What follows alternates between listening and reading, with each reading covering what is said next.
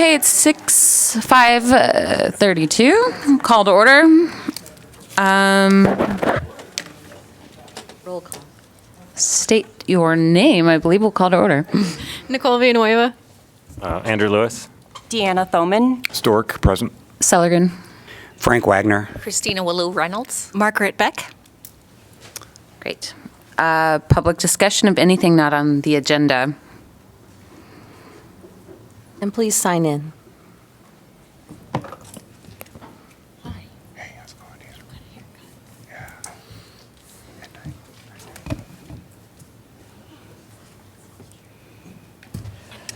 going? I'm Cecile Kernsley, a recent past member of the Historic Preservation Commission, and I would, in light of some recent events, I recalled some words that Marla Svensson, who was hired multiple times by the city to survey neighborhoods for possible designation as historic districts, she said something once that has really stuck in my mind, and that was that historic preservation begins with zoning.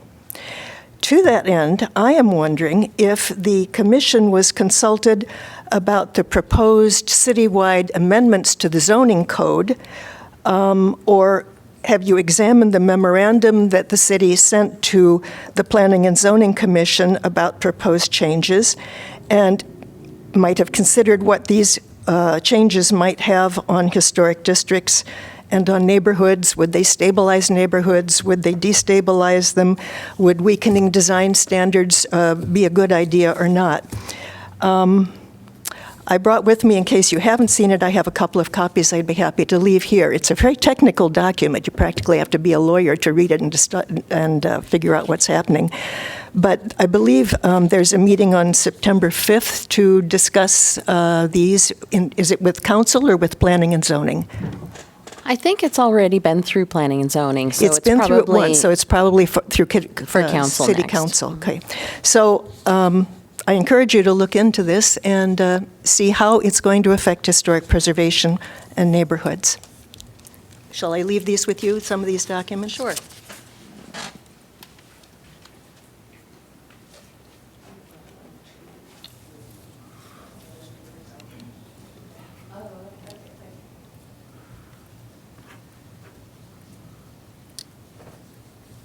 Thank you.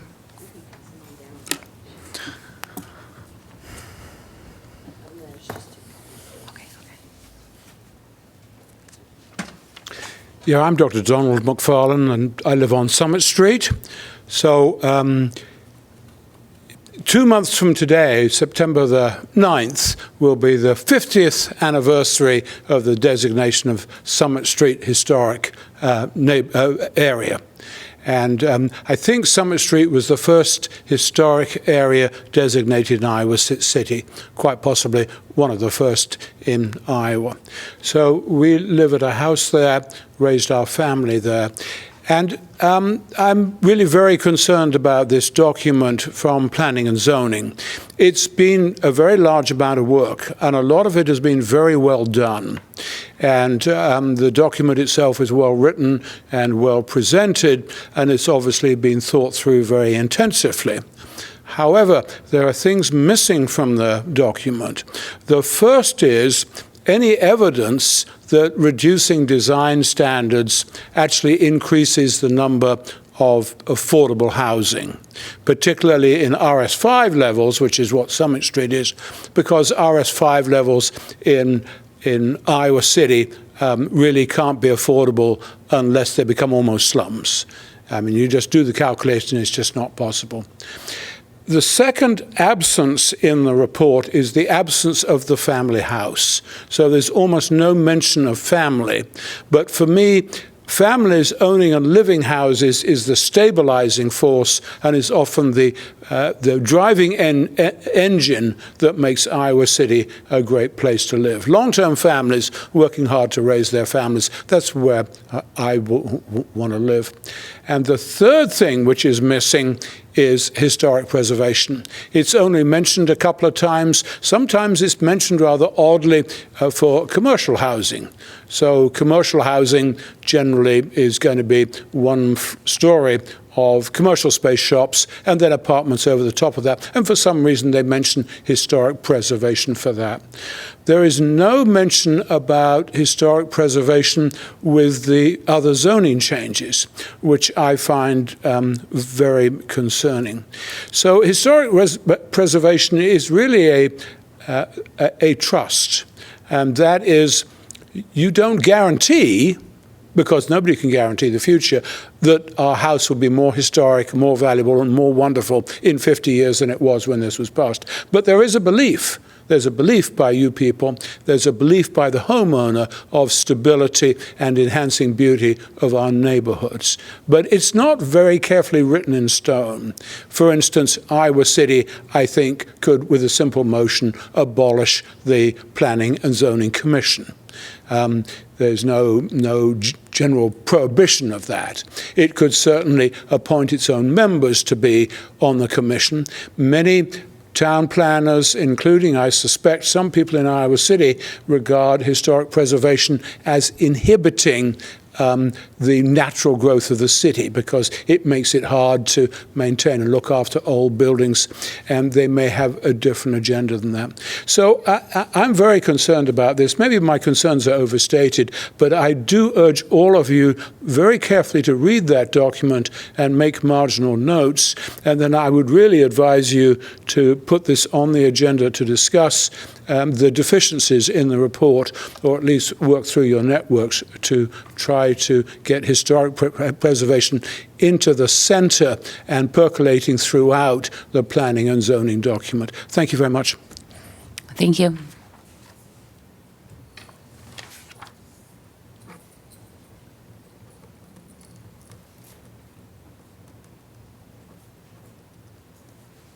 I'm here on a much smaller matter, and it's a letter. The letter is J. And I noticed when I read the packet for today, because I'm here for the Emma Goldman Clinic application to be a landmark, that this room was being called Emma Harvat Hall, and it's actually Emma J. Harvat Hall. And Emma Harvat was very particular about her J, so I'm trying to embody her and represent her as our first female mayor in Iowa City in 1920, and the first female mayor of any community over 10,000 in our country. So put the J in there, would you? Sure. Thanks. Although Harvat Hall for short works great. Mm-hmm. Thank you. Thank you.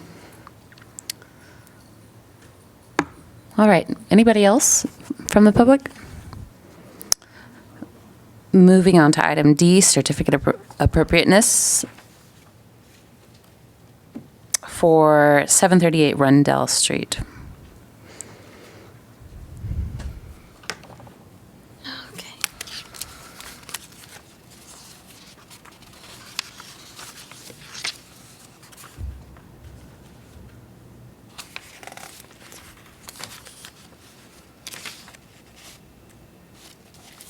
Okay, 738 Rundell Street is in the Longfellow Historic District, as you can see here on the map. This is the house. The project first came to the commission in December of 2021, I believe. The project was to remove the attached garage, create a living space out of that, and add a garage in the back by the alley. Part of this was determined by the zoning code. Once there's no longer a garage there, you must remove the driveway, and then required parking per zoning means the garage is built on the alley. Basically, that's the chain of events. This is one of the project drawings that was submitted. It was a little hard to tell what was going on exactly, and I'm not sure if it was drawn to scale. And so for the meeting, for the approval, we worked with Photoshop images of what we were doing. And here is the approved image. Because of the fact that we were removing the garage from the project, basically, from the building, the approval involved creating kind of like a fake foundation area, because actually the opening went all the way down to grade originally. It involved adding 2 windows. They were approved to be aligned with the other residential living space windows on the house, and that would be per our guidelines. At one point during the project, the owners called me out to look at it, and instead of what had been approved, they had installed a header all the way across the entire wall. And with that in mind, we would not be able to put the windows at the head height that was approved. I believe that the original double 2x6 header for the garage door is in here as well, but I'm not certain on that. Anyway, because of the fact that this changed the configuration of the windows, staff asked the owner to hire an architect to show that it was required to have a header of this size in a wall that would have 2 separate window size openings. And so they did hire an architect who did provide documentation of the need for a header. I don't have that in your packet. I included the calculations showing that a 9-foot opening does require a double 2x12 for a header. And the documentation also went through and talked about how by keeping, here is the section drawing, here's the 2x12 header, here is, I guess, the existing 2x6 header. By keeping this configuration of headers, then the windows would drop to this position, which would align with the existing window around the garage. And so currently, the project is to approve the header at this location, and because of the fact that it won't align with the windows on the front of the house, it would need to be approved by exception to the guidelines. We're removing the garage condition, and so the windows on the front we don't want to align with the garage window around the side. We want it to align with the rest of the windows on the house, on the front of the house. And so the project before you is this revision to a previously approved project. And if it is approved, then it would be approved with an exception to the guidelines.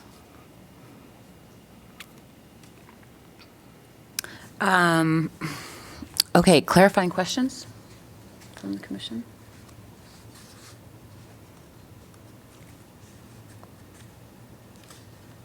Can you go back to the, oh, Sorry, this is the first time I've been to a meeting, so I'm not sure about the process. Please just sign in, and then you can go Okay. ahead. My name is Lena Mikulik. I work with Horizon Architecture. I'm an architectural designer under the architect who had wrote the recommendation for this project. I have a master's degree from the University of Kansas and a certificate in historic preservation. I'm newer to Iowa City, so I'm not quite 100% familiar with the guidelines, but if you have any questions to clarify our argument on approving this project, I can help answer. Great, thank you. Could you sign in? There's a pad right there.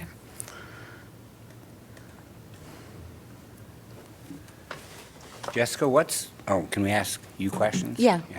What's going on above there, the second floor framing? Is there actually space up above that? There is some space up above that. I haven't been up in there. This is what I have seen of it. There is a drop ceiling and I guess the floor framing up above that. I believe there's a bedroom in that upper There's a area. bedroom up above the, Yes. what was the garage?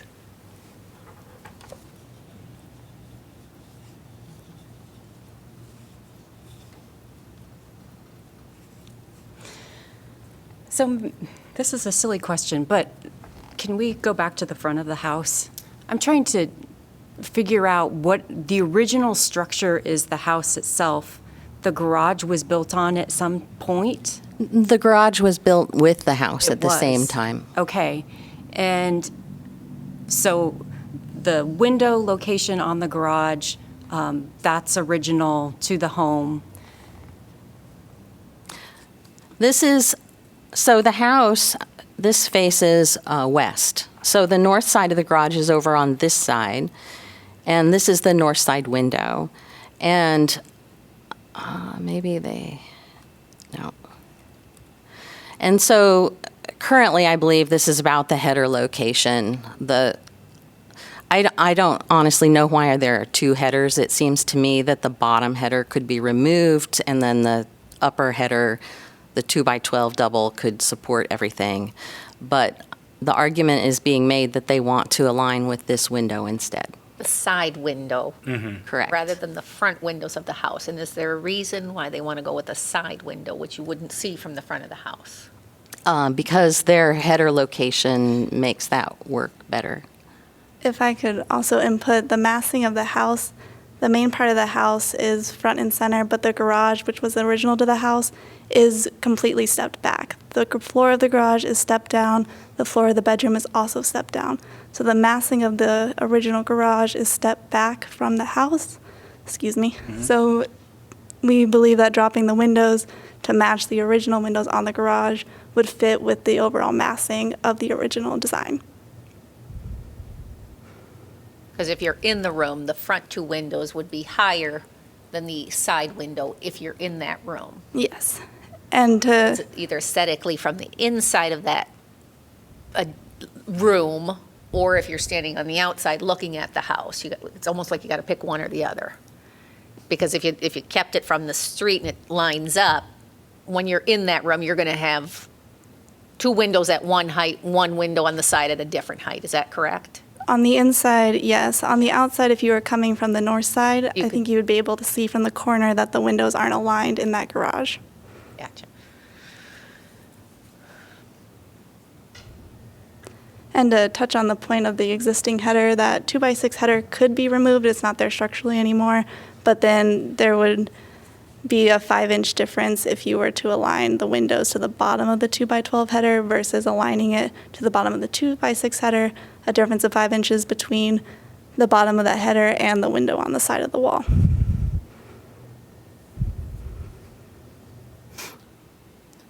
The recommended motion is that the windows on both the front and the back of the garage modification will align with the side window on the north side.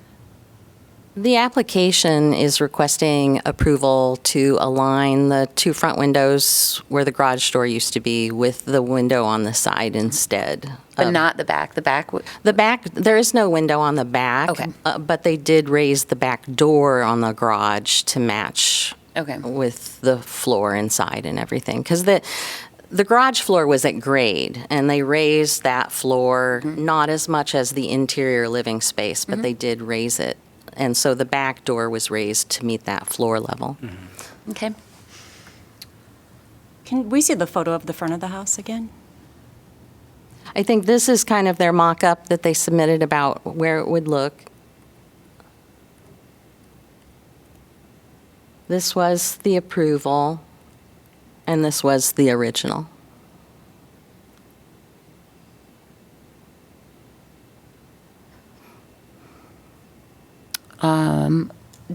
Do we have more clarifying questions? Should we move on to commission discussion? Or are we already there informally? Do I have a motion? Beck moves to approve a certificate of appropriateness for the project at 738 Rundell Street as presented in the application through the use of an exception to the guidelines for structural requirements. Ian, we have a second. All in favor?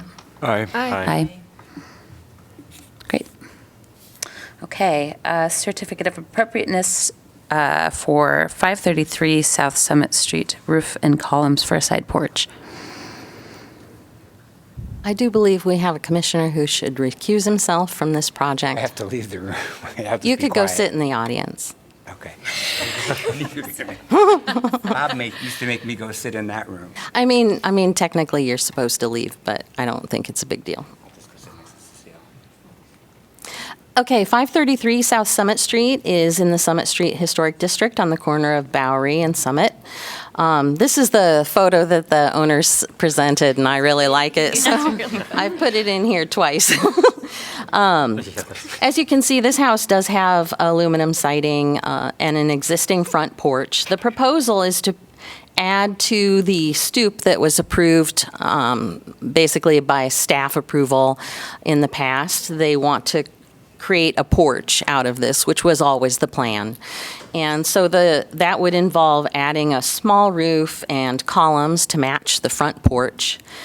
A typical front porch is 8 feet deep. This will be only, I believe, 4 feet deep. So the roof will be at the same pitch as the front porch, but it won't extend as tall on the wall because it's a shorter porch. So the sketches that we got in the application were a little off, and I'll show you that here. First, so we can see this is the porch roof, the angle of the porch roof on the front. And so if we put that same line over here, this will be the angle of the porch roof on the new, so it won't be done as drawn.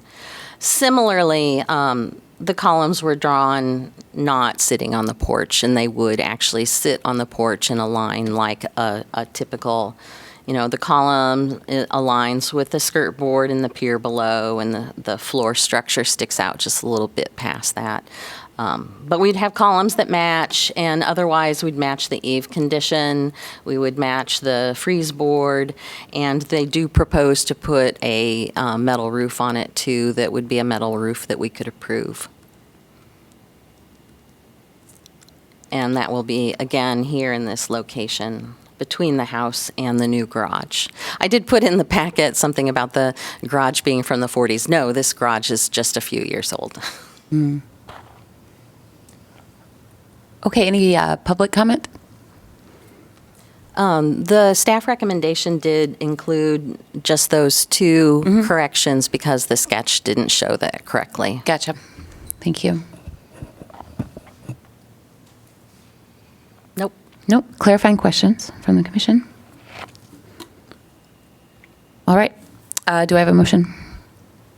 Wallou Reynolds moves to approve a certificate of appropriateness for the project at 533 South Summit Street as presented in the application with the following conditions: that the porch roof slope matches the front porch and the column locations match the historic porch.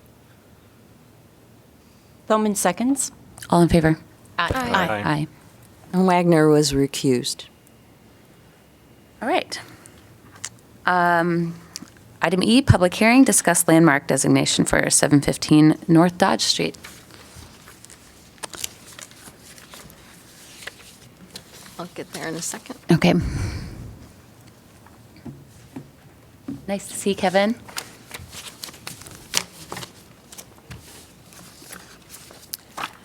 Okay, 715 North Dodge Street is the original Emma Goldman Clinic, and we're here for a local landmark designation of the property.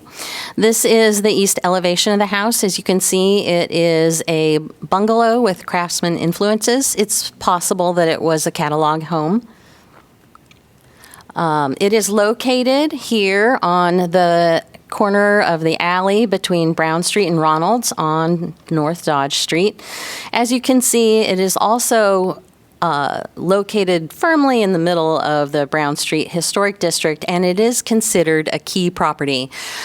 Within our classifications, key properties are either very important to the community, or we think that they could be considered individually eligible for the National Register and also a local landmark designation. This means that for this property, nothing will change about how the property is regulated at all. A key property is treated the same as a local landmark within our regulations. And so the designation here is more about telling the story of Iowa City. Here's another view of the east elevation. You can see it has a really nice little through-wall shed dormer, a nice little bump out with a shed roof, and there's an attached garage in the back. It is very intact. It has very good what we call architectural integrity. All right, public comment. No, oh, I'm I'm not sorry. there yet. So what I thought I would do is just quickly, since it's only a couple pages, is read through the document that we have. I believe that Kevin wrote this document. Kevin had been working with the Emma Goldman Clinic. It is their anniversary at the same time. Obviously, it was founded in 1973. So anyway. The Emma Goldman Clinic was founded by a group of 10 local, college-age feminist women who decided in the wake of the January 1973 landmark U.S. Supreme Court case, Roe v. Wade, to provide health care services differently to women. These founders created a clinic focused on feminist health care for and by women, delivering health care as a woman would have to receive it. It was a pioneering and radical approach to health care at the time. The Emma Goldman Clinic opened at 715 North Dodge on September 1st, 1973, less than 8 months after the Supreme Court decision. It was the first feminist health care clinic in the Midwest and just the fourth in the country. The other 3 were in California. The house itself was a symbol of health care done differently, a place that removed the power dynamic of traditional male-dominated health care. The founders knew they needed a place to house the new approach to health care, so they pooled their resources to purchase the property and fund the startup costs. Roxy Tullis, one of the founders, used the death benefit of her husband, who died in the Vietnam War. Others got small loans from family and friends. One of the parents paid the women to paint their house rather than give them a loan. The property at 715 North Dodge was selected out of necessity and opportunity. The collective needed a property that was zoned commercial, close to campus, and affordable. The vernacular house, heavily influenced by the Craftsman style, was built around 1920.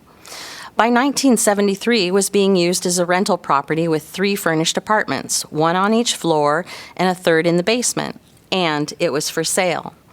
The owners also wanted to leave the furniture behind, so not having to furnish the clinic was a selling feature.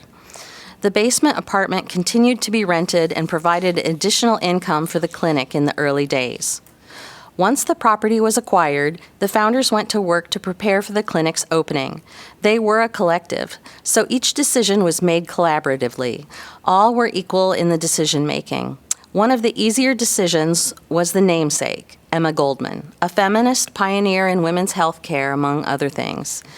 FBI Director J. Edgar Hoover called her the most dangerous woman in America. She spoke to the power dynamics the founders were trying to change. By September 1st, the clinic opened at 715 North Dodge Street. 6 women had appointments for the first day.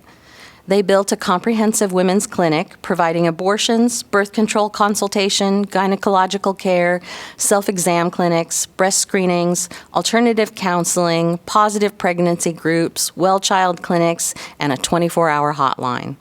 All patients had a patient advocate. The nature of the property, a home in a neighborhood, was part of the point, to provide an atmosphere that was welcoming, familiar, and removed the power dynamic of a traditional medical office. The house also emphasized that their services were routine health care procedures. One of the founders, Deborah Nye, said in 1973, quote, "We want the women to be in a comfortable, cheerful surroundings because it's not a serious operation, it's a minor operation," end quote. Press account described the waiting room that could be anyone's living room, highlighting the art, books, thriving plants, throw pillows on chairs, and classical music playing in the background. The kitchen was converted to a laboratory, but retained the cabinets and countertops. Upstairs exam rooms looked like bedrooms they once were, with floral curtains and hardwood floors and canvas director chairs. The Emma Goldman Clinic was home to protests and even an attempted firebombing in the early morning of June 13, 1978. 3 Molotov cocktails from a gasoline-filled wine bottles were thrown at the clinic. 1 landed on the roof and did minor damage. 1 rolled off and caused minor fire damage in the yard, and a 3rd didn't explode. No one was charged. A month later, the community held a rally supporting the clinic. One of the many times the community rallied to support the Emma Goldman Clinic. As the original Emma Goldman Clinic expanded, it acquired the home just south of 715 North Dodge Street. By 1985, they purchased and moved to a former pediatrician's clinic on North Dubuque Street. Originally, the Emma Goldman Clinic for Women eventually changed the name to just the Emma Goldman Clinic to be more reflective of the comprehensive services it provides. Eventually, the house at 715 North Dodge was converted back to a single-family home.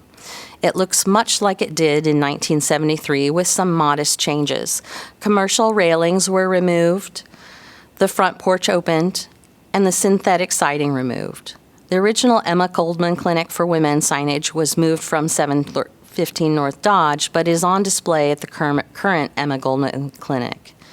The 10 founders include Ginny Blair, Robin Christensen, Melissa Farley, Diane Green-Lent, Darka Nicholson, Deb Nye, Patty Presley, Karma Salas, Roxy Tullis, and Barb Yates. So, for landmark designation in Iowa City, the commission has to determine if the property meets two general criteria, A and B, significant to American or Iowa City history, architecture, archaeology, or culture, and possesses an integrity of location, design, setting, materials, and workmanship.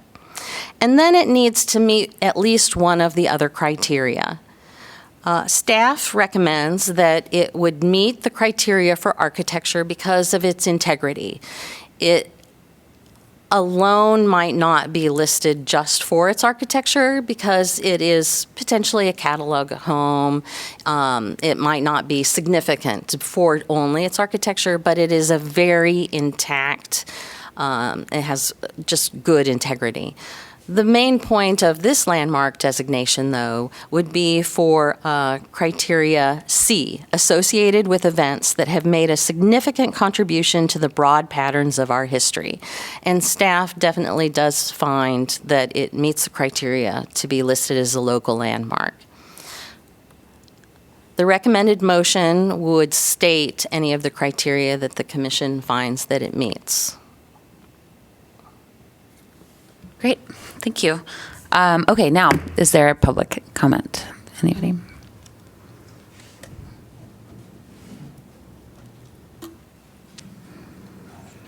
Please sign in.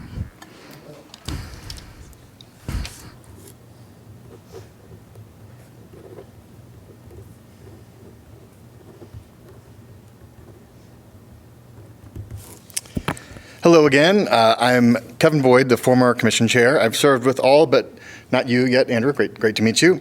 Many of you might remember my final meeting just 2 months ago. I talked about the importance of telling a more full history of Iowa City, making sure that we preserve and share Iowa City's history that reflects our values in our community as it exists today and has always existed. We are at the critical 50-year mark, an important point in historic preservation from the 1970s. That time in Iowa City where activism and the struggle for social justice really settled here, and many of the individuals and groups made history and contributed to our history. And it's an opportunity to highlight that history as we're in the 50-year mark from the 70s. One of our, well, not ours anymore, one of your work plan goals is identifying opportunities to highlight Iowa City's history as a leader in social justice, racial equality, and human rights, and preserve the stories and structures that help define that history. This nomination fits that objective. This project got started before I left the commission. It's an opportunity to add a unique Iowa City story, the story of these founders, radical, college-age, feminist badasses, who 50 years ago this month were preparing to open the Emma Goldman Clinic. When I researched the history for what Jessica just read, I was really in awe of the founders and how much they were able to accomplish in such a short period of time, and how they worked together to do it, and how really radical it was. And also how relevant that fight and those works still feels today, 50 years later. The founder story, along with the property at 715 North Dodge, which is a residential home, is so much part of its history, deserves to be among the properties listed as Iowa City landmarks. I urge you to support this landmark nomination, and I also want to thank the property owners, Jennifer and Benton, for their open-mindedness and support of sharing their property's history. Thank you. Wonderful, thank you. Clarifying questions from the commission, or? Guess I don't know if that's. That's probably not relevant for. I think we might have more. Oh, okay, great. Hi, my name is Karen Covey, and besides just being a community member who's interested in historic preservation, I was the director at the Emma Goldman Clinic from 1999 to 2008. And I remember in the early 1980s being a young person trying to prevent firebombing by just being at the clinic all night and moving around a lot, dancing and walking around and trying to stay up, so that at that point the anti-choice movement didn't want to hurt people at that point, and so we were trying to protect the property. And so I have a long history with the clinic, and the clinic is now the oldest reproductive health care nonprofit in the country that provides abortion care. And so those California clinics that were nonprofits are no longer with us. There's lots of reasons why clinics close, and throughout history, the people who have worked at the clinic and run the clinic have been really wonderfully stubborn and have fought violence and threats and changes in healthcare, changes to the internal structure that were really hard for the clinic. And so this is really a landmark for the country at some level, since we're the oldest clinic. And there'll be lots of activities for celebration come early September. So I hope that you will approve this as part of that. And I want to thank Kevin Boyd and the commission just for that value of looking at not just the grandiose places, but those places that are from a wide variety of our community. I hope you approve this unanimously. Thanks. Thank you.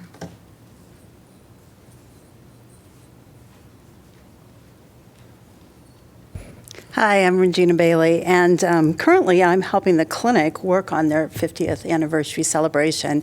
And I can't tell you how significant this nomination is to the founders and the early staff, as the early collective, as a collective members. I guess I should use the correct designation, as we consider our 50th anniversary. I worked at the clinic in the early 90s, and its significance to this community, I grew up in Iowa City, its significance to this community merits this designation. And if Jessica's reading of that history gives you a little bit of curiosity about the clinic, I do want to invite you to an event at Film Scene on September 3rd. It's called From One Place to Another. It was a documentary that was created in the early 90s talking about the founding of the clinic. It's at 3:30 Sunday afternoon of Labor Day weekend. It's a great film, and you'll really get a sense of what it took to create the clinic and how this collective group of women, not only the 10, but all kinds of women who were in those meetings, how they could create it so quickly. So I think by designating this, it's a reminder of our social justice history in this community, and it's also a reminder of the incredible things that small groups of people with great ideas can do in a short amount of time and make a huge difference, not only in our community, in our state, but in our country. Thanks.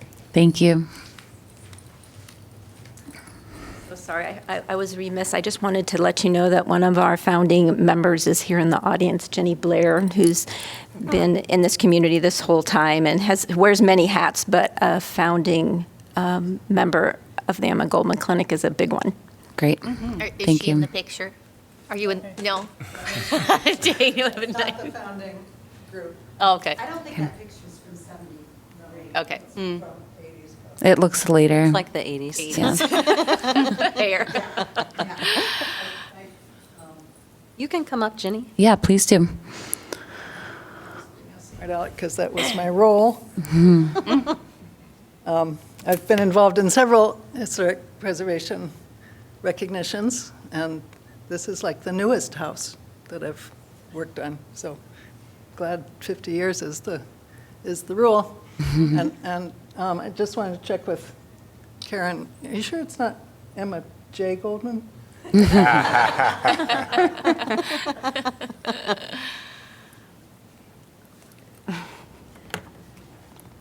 All right. So if you're done, you would close the public hearing, just so you know. Great. Okay. And then is this a situation where we would have a commission discussion or You can clarifying? discuss. Okay. right, we will close the public hearing and move on to commission discussion. I learned so much. It's great to have this information, and the house itself, I think it's gorgeous, but with the history, of course, this makes sense to me, so thank you. And the signage that indicates it's landmarked, what will that, where will it be placed? It won't, they don't have There's no- separate signage. Okay. Mm-mm. All right.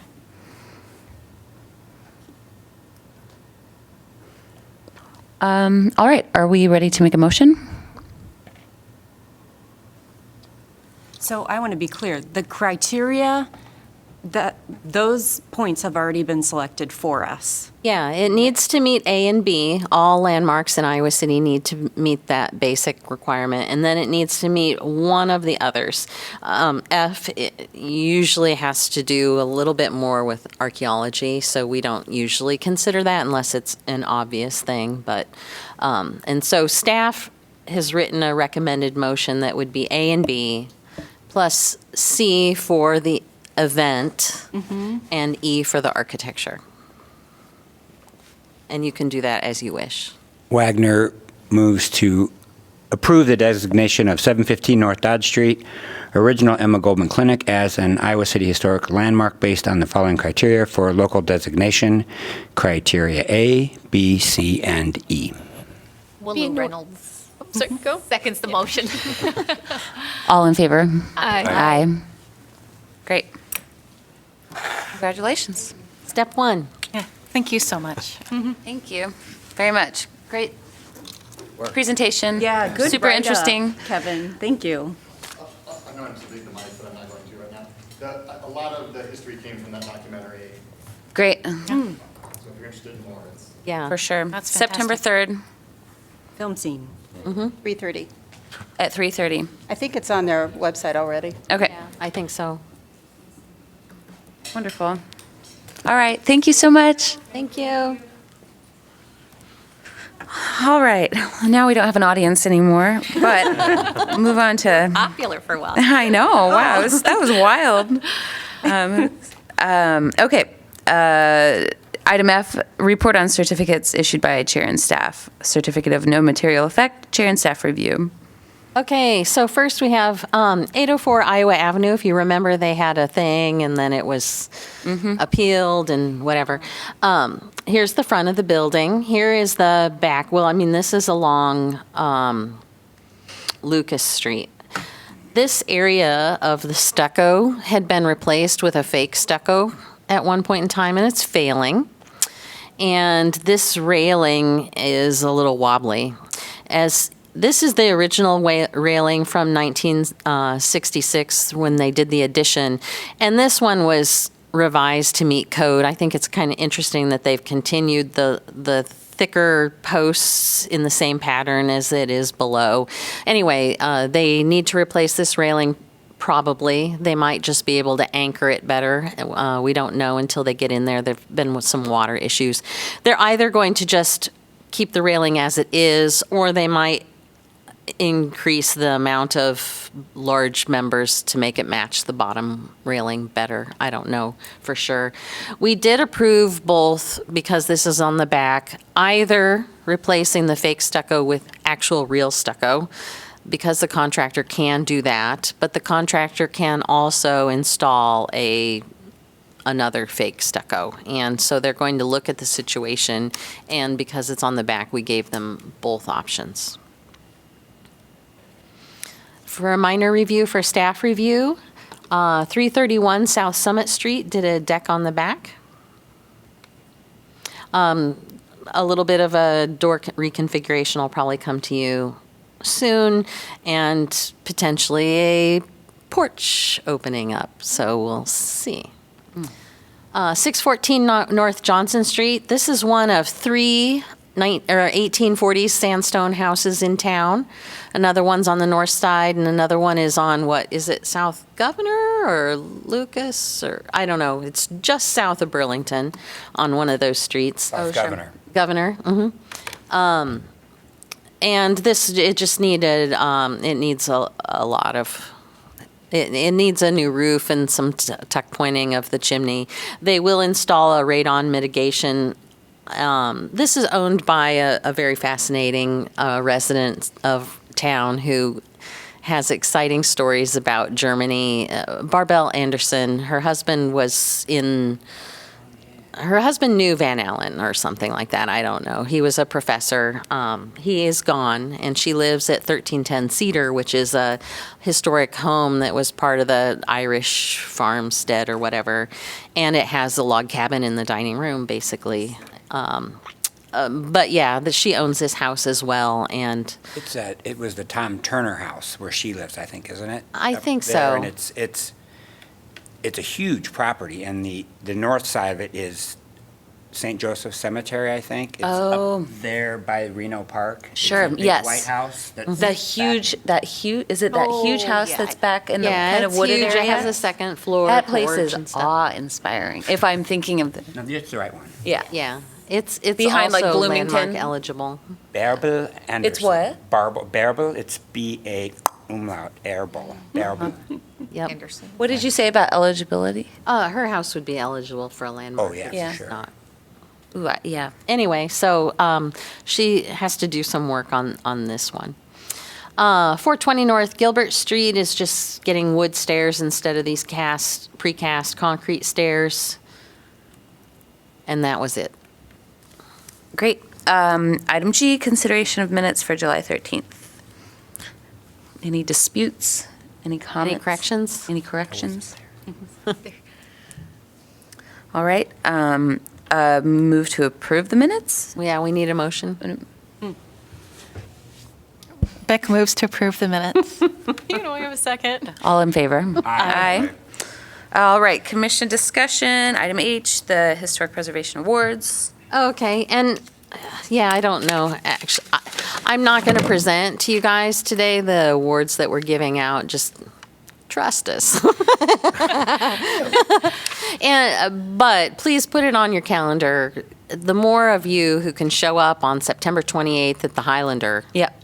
Yeah, for sure. I'm sorry, but I can't believe that's so soon. Yeah, Do I tell need us to be about it. getting photos? The committee met, we chose awardees, we have sent emails to the people who we knew email addresses for, and we sent letters to the others. We've heard back from just 3 people so far, but we gave them 3 weeks. So I think until like the 20th, somewhere in August, to respond. And at that point, we will start, making the presentation and, Okay. and writing it up and asking for photos Okay, if we great. don't have them and all of that kind of stuff. So we did assign sections, and I can't remember, to the committee to help write. And So does that mean that? you do have I have- something you okay. have to write. Yes, you do. That's great. That's totally fine. We did not give you the big section this time. Question, what is this?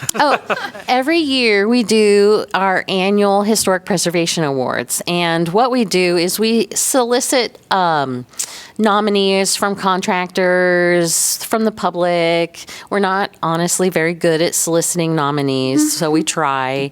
I ask around to other staff, including the building permit people. I look through other projects that have been approved and stuff.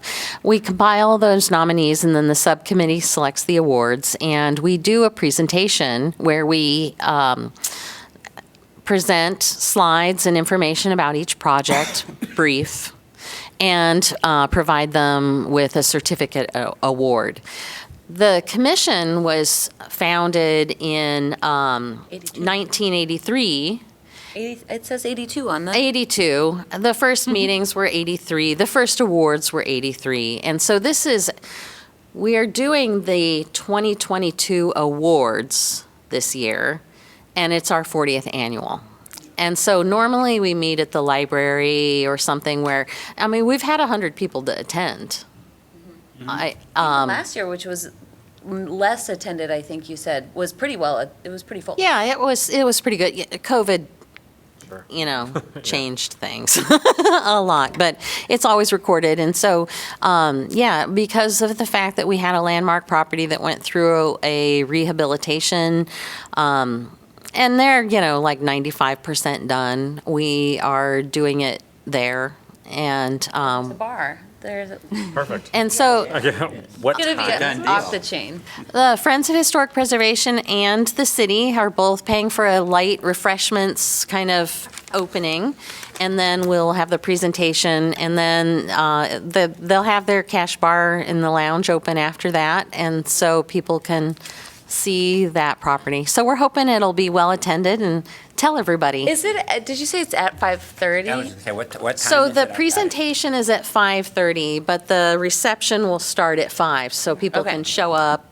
It's just going to be cookies and juice for the reception. Sure. All right. I think I accidentally sent you a Zoom invite just now, Jessica, so please ignore that for the Historic Preservation That's Awards. okay. So anyway, that's where we are on the awards. I think we're making progress and doing good, and we've picked some nice awards too. So I also, I was supposed to just forward this to you guys, and I didn't. For some reason, I printed it out and put it in my meeting box. So this is from one of the city. Oh, okay. The director of Corridor Can, whatever that is setting up a community engagement festival. It's called CCAN Con 2023. Whoa. And yeah, whatever. And so it is in the Ped Mall and the library on Sunday, August 27th. And it's a community engagement festival, and they are trying to increase engagement with city government as well. And so they sent this around hoping that they might get some interest from commissioners to potentially sit at a table as representatives of the commission during the festival. And yeah, if anyone is at all interested, I don't know that they will get a lot of people so that there would be a separate table for each commission, but I don't know.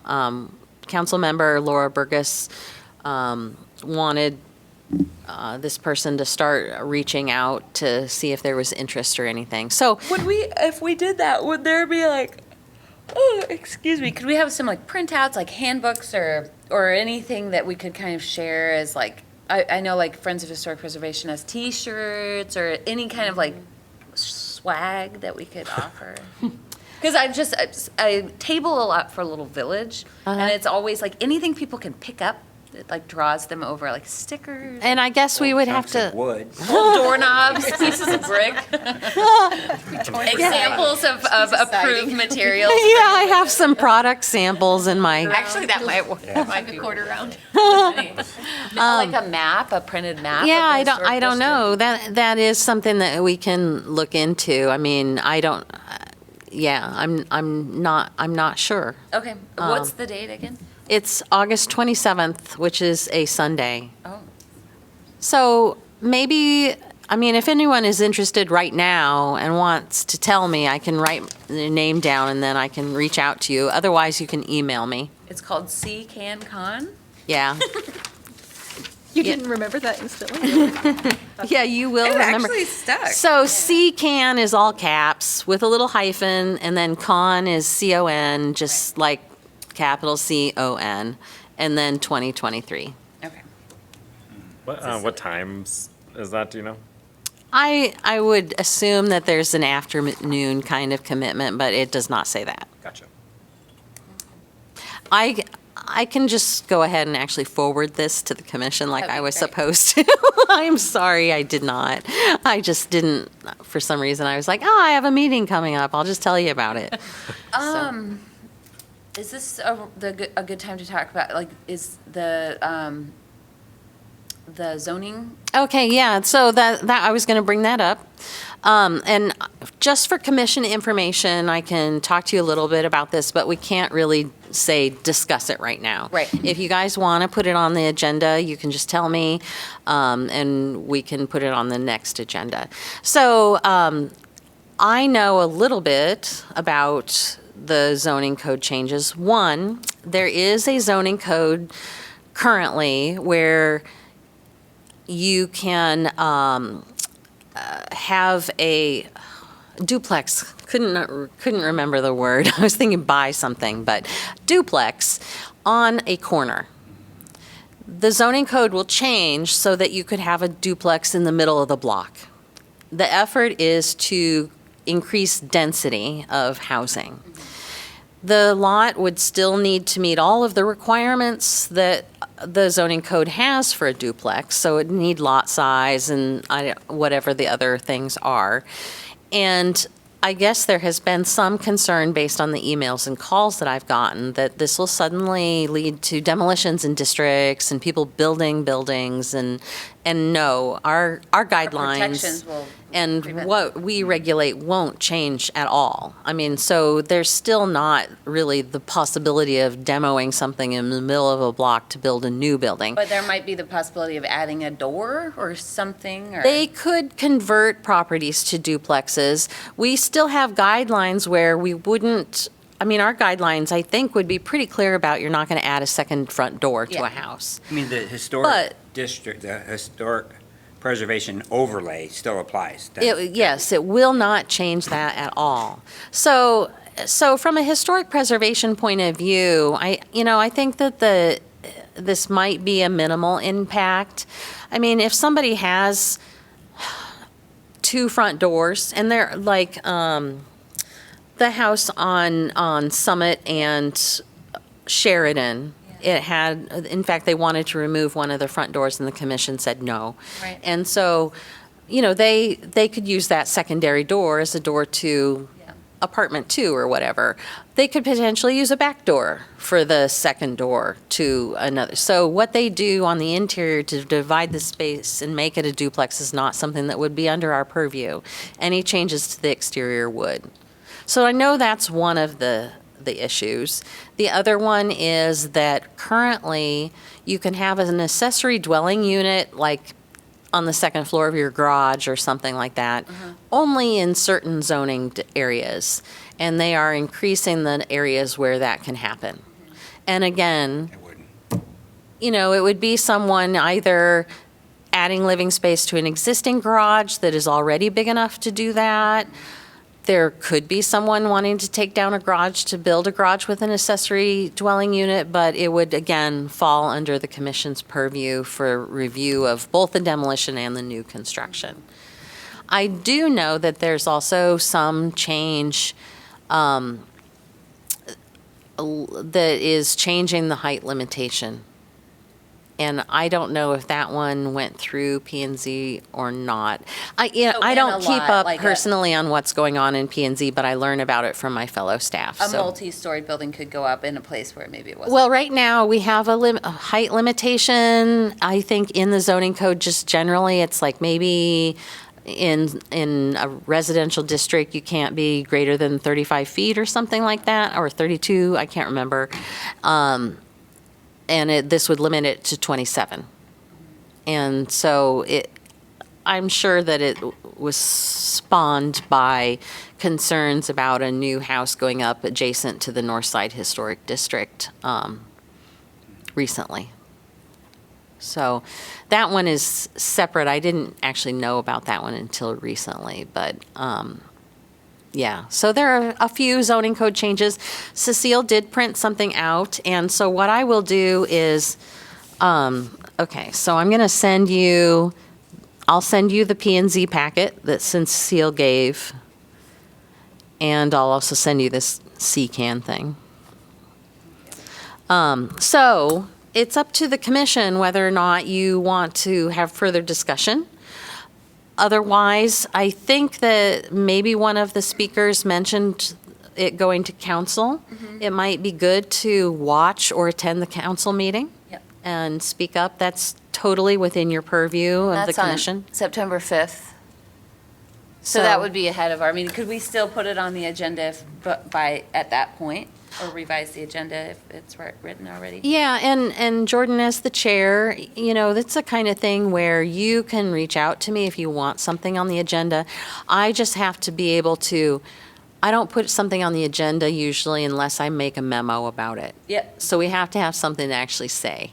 Right. So that's why like Noah and Carl want something about education on the agenda, but we need to work through what we would actually put on the agenda as our talking points before we put that on the agenda. Right. So, so you could attend the September 5th, because our meeting isn't until September 14th, and want it on the agenda, and that would be plenty of time to do that. But I will, it'll be Monday probably when I'll send you the P and Z packet, or I might have Ann do it for you tomorrow, something like that. Okay. But yeah. Well, thanks for clarifying that. It sounded very scary, but it sounds I- less scary now. Well, I'm not sure exactly what some of the comments were related to. I mean, from my point of view, I wasn't sure exactly where everything was coming from that was from the public tonight, but maybe reading that packet might. But like an interior trim work could be completely removed, and that doesn't fall under. I mean, they purview, could so- divide the house with a wall down the middle on the inside, and we don't know or have. Historic integrity of the interior could. I heard that, suffer. I've heard that the height of buildings was a concern for a lot of people. But it was Something- reduced. Yeah. Yeah, so I believe that this new house was built to follow the zoning code. Okay.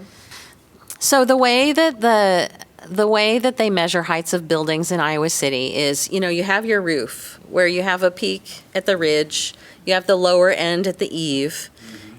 When you divide this in half and find the center point, that's where they measure the height of the building. So the less steep your roof is, the taller your building can be. And so if you have a flat roof, you can suddenly have a building with 35-foot walls. Where if you have a steep roof, it's lower. Yeah. And so I think that this one house was designed, I don't know if it's built, and it was, I think maybe had a flat roof, and it was, It has been built? I don't know. The Kinnick House? No, this is on, man, it's just, what street is that? It's just north of Mercy Hospital, Yeah, it's. like a block. Is it on Gilbert the one, Street? It's on like Davenport. No, it's not on Gilbert, it's like Van Johnson? Buren or Van Johnson, Buren. one of the two. Johnson. Wait, I so don't- it's Okay, been is it just built? right around the corner from Mercy Hospital? that's That a is s- But Bloomington that's not Street. in our districts, right? It And it would is. be north side, The yeah. district It's cuts wonky. off just right, that property is the only property not in the district. Gotcha. So the line is just along the north property line of that property. Yeah. That's And I a don't think it's been single-family built. dwelling that's going. I don't know that. Yeah, I'm not okay. sure. I mean, since I've gotten a lot of calls and stuff, but I'm Yeah. staying out of it because it's not in our purview. How do people know this is happening? I They think actually, there are people in the community who follow all of the planning and zoning and all of the city council Oh, wow. things. Okay, so. all right. So you I'm can. not one of those people, No. obviously. And so I believe that there was concern because of how tall this building is, and so they've reached out and somehow started the process to change the height limitation.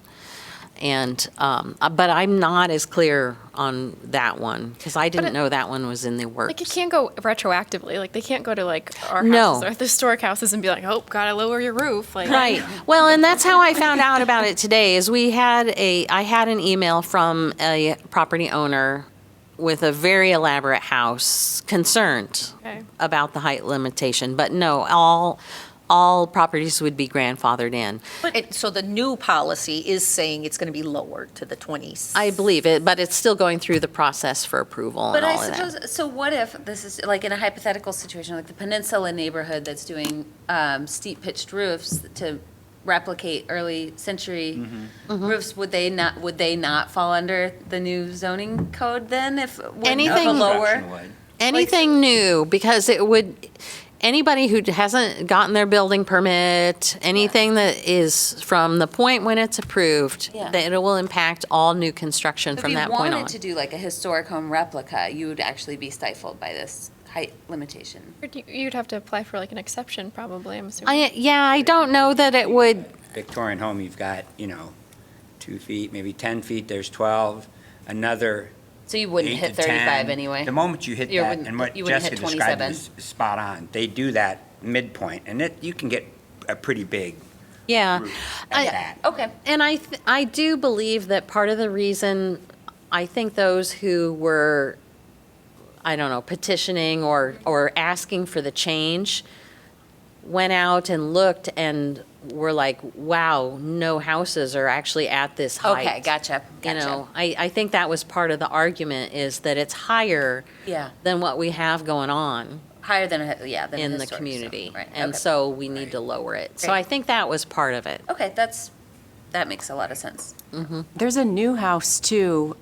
It would be west of City Park, Upper City Park, that just went in. That's not a historic district, but that house is so much taller than the old homes around Oh, it. so that I wonder might be if part some of it, too. Yeah, it really stands out. But we should probably stop talking about it. I'm sorry. Well, maybe it's good to, get the information, questions answered and everything. We think that there've been a lot of misconceptions about, people thinking that it might lead to demolitions and stuff that it's just not going to. So it is good, if you have people who ask questions about that, you can point them to staff, you can answer the questions as you know. But yeah, we do want to make sure that people aren't just confused and spreading rumors about things that aren't actually facts. Okay. So, It did concern me that the one male speaker, he hinted, I thought, that the city could do away with historic preservation.